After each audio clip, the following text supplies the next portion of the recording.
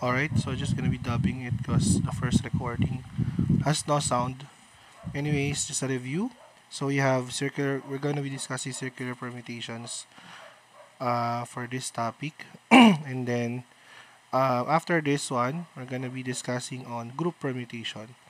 Alright, so circular permutations. So let's start with it now. Okay.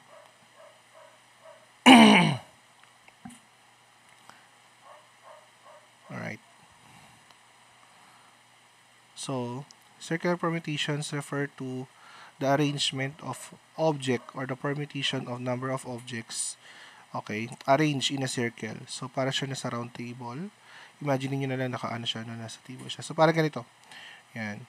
So the formula for that is n minus 1 quantity or the total number of items in a circular manner is equals to n minus 1 factorial or n factorial over n. Okay? So better you use n minus 1 factorial because it's more intuitive. Okay? Wherein we use 1 point as a reference. Okay? So, it goes like that lang. So, yan, parang umiikot siya. So, it's basically as turning it, no? Turning it on a wheel or swapping them together, no? So, for this example, okay, so for this example, we have 4, no? So, before it goes to the same permutation, okay? And then, we can swap it back or change positions for the other one. Let's say 4 and 2 can switch up. Okay. Now let's have an example here. In how many ways can 5 different trees be planted? Okay, in a circle. Oops, wait lang. I think there's a trouble here. Anyways, yan. We'll just be counting lang naman the number of circles here. Or the number of swappings.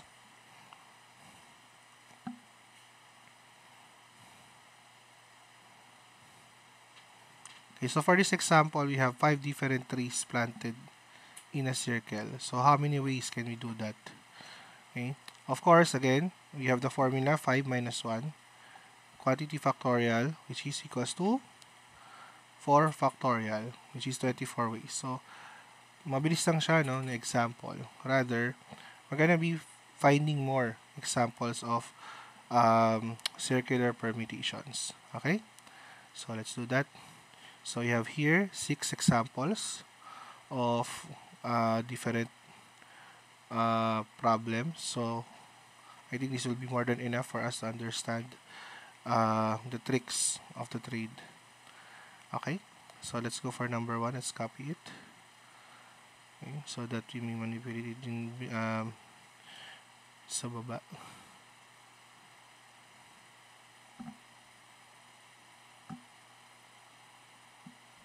So let's answer this one. Okay, so that it can be in order.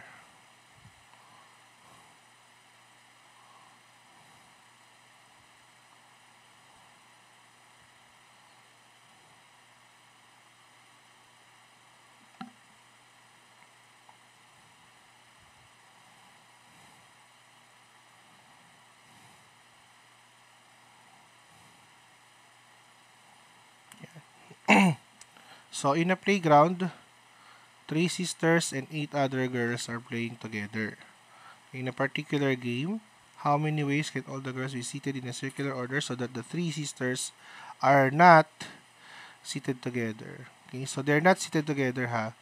So, but there's a trick here kasi if you're gonna be doing it straightforward, getting that how many ways they're not seated together, it might complicate things. Okay, so let's put it muna. 3 sisters and 8 other girls. Okay, and then let's solve first, no? How many ways are they, is it possible if they are seated together? Okay, they are seated together muna. Yun muna unahin natin. Okay, in a circular manner, we have the sisters 1, 2, and 3. And then girls 1 to 8. Okay. And then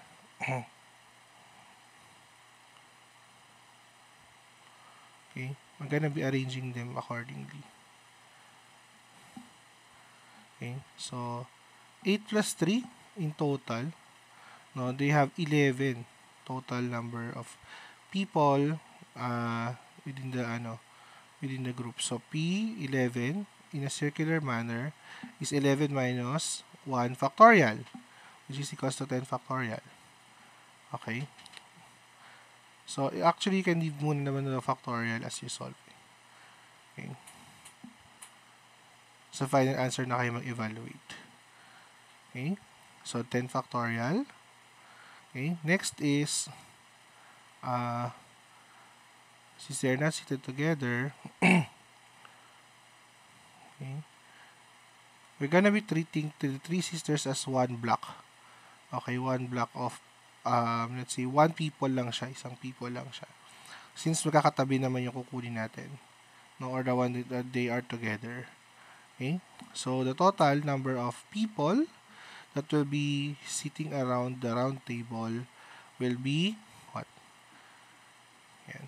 So, yan. So, it's a one whole unit or one whole block.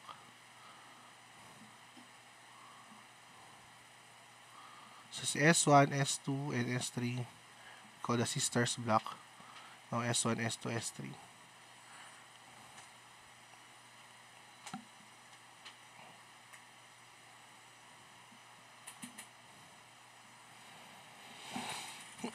Okay, so after that, we have G1, G2.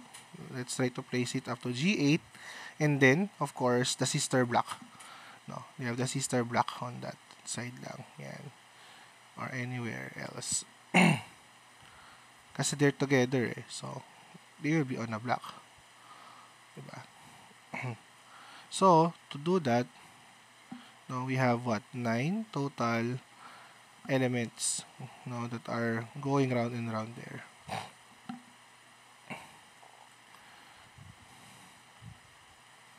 Yeah, so that will be 9 minus 1 factorial goes to 8 factorial.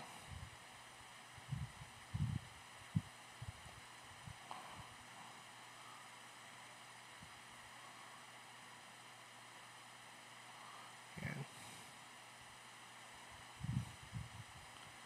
And then we have 8 factorial times the total number of the arrangement, of course, of the sisters within. Now they can change positions then as well. So that will be 8 times 3 factorial.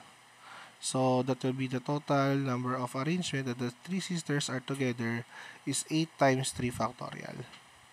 Okay? Alright, now let's find out how many ways are they not seated. So that will be 241,920. So now let's solve how many ways are they not.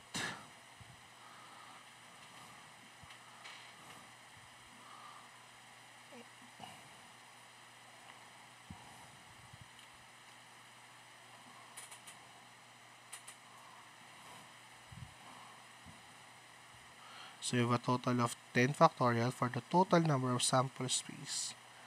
Now, if we're gonna be removing from the 10 factorial or the total number of sample space, the number of ways that they are together.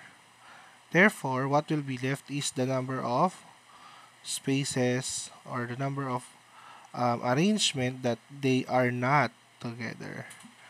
Okay?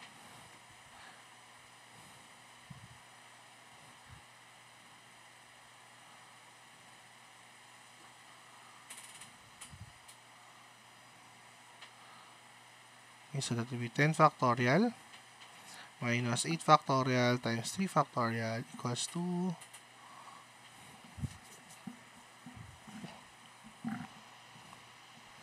so let's see the calculator equals to 338. That will be 3,386,880. So those are the number of ways that the sisters will not be sitting together.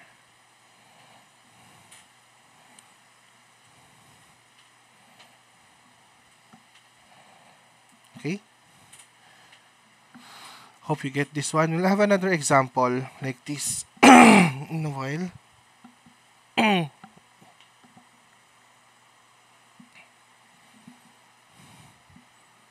Okay, let's have another example. You copy it, ha?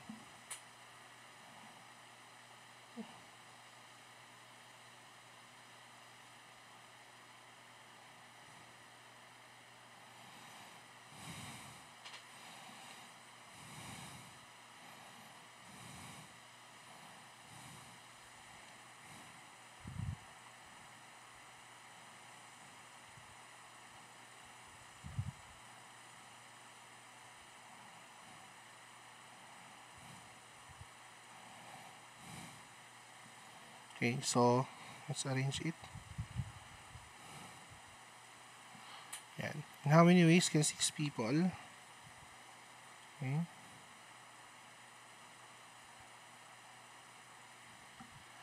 be seated around a circular? So that is easy, no? It will be 6 minus 1 factorial or 5 factorial lang yan.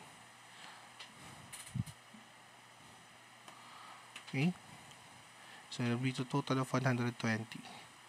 Now, in how many ways can 5 children join hands in a ring? Okay, so that will be what? P5C, or permutation of 5 in a circle. So that will be 5 minus 1 factorial. Yan. So that will be 4.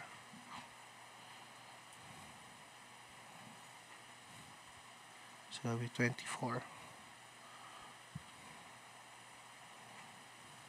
Okay, so in how many ways can 4 boys and 4 girls be seated at a round table so that boys and girls alternate?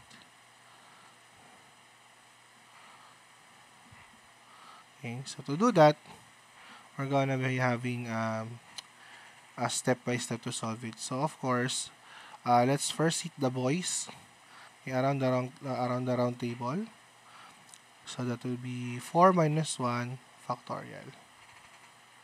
Okay, or 3 factorial.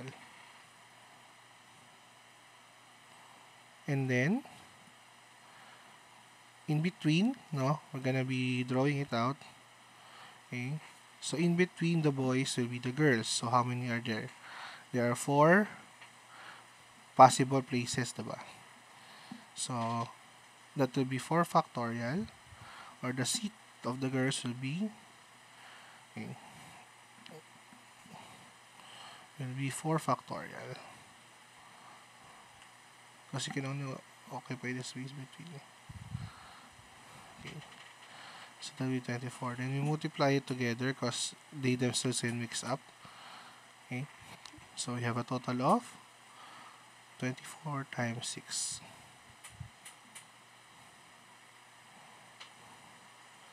Alright. So 144 ang sagot, ha. Okay, next, in how many ways can 9 people be seated at a round table? Okay. If 3 people sit next to each other. So, yun yung parang kanina. No, doon sa sister problem. Okay. So, we have a group of people that needs to be seated next to each other. So, to do that, of course, these 3 people will be considered as one block. Okay. So, people 1, 7, 8, and 9. So, let's say P1, 2, and 3 are the group of people.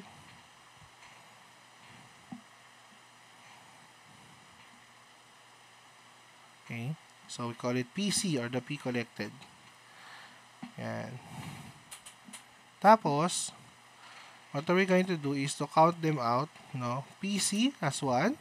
And then 2, 3, 4, 5, 6. So, we have what? A total of 7. Ano ba? 7 people. No? Collectively lang yung PC. So, parang one na tao lang siya. So, to get that, we have to get first, no? 7 minus 1. So, this is for the those who are able to join together. Okay, that's a 3, considering the 3 are together. Okay, now,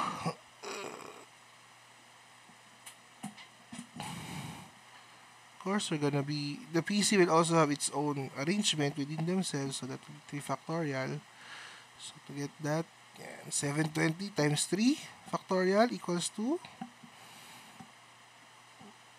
come on, calculate. 720 times 3 factorial, 4,320.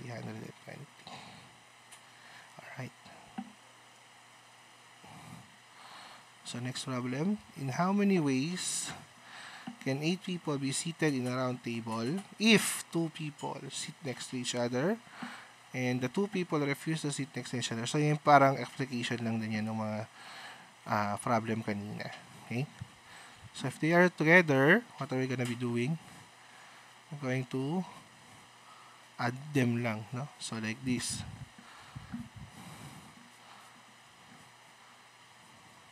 So we have P1 up to P8. And then, let's just group P1 and P2 as our drivers, no? Or they're the couples. So P couple or P collective. So we have a total of how many? We have 7. So 7 minus 1 factorial. So that will be 720. Okay. And then of course the 2 guys or the 2 people can swap each other. So that will be 2 factorial again. Yan. Sige. So 720 times 2 is equals to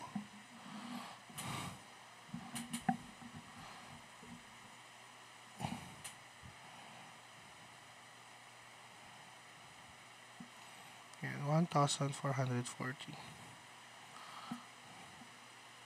Yan. Okay, paano naman pag hindi? If the 2 same people refuse to sit next to each other, no? Yung ayaw naman nila. Yung parang kanina, no? Yung problem sa naunang sister na na problem set. So to do that, get muna natin lahat ng mga possible outcomes, no, of these 8 people. So that will be 8 minus 1 factorial. So that will be what?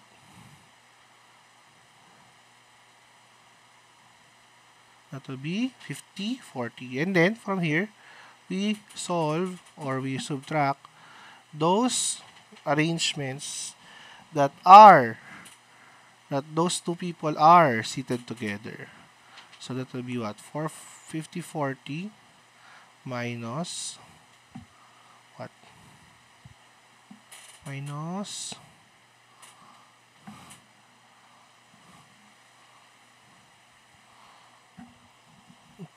minus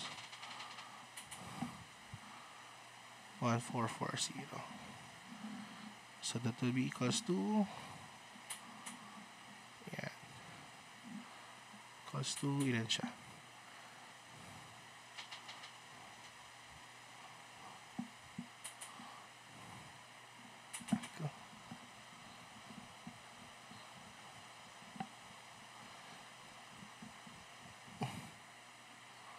Ito 3 billion.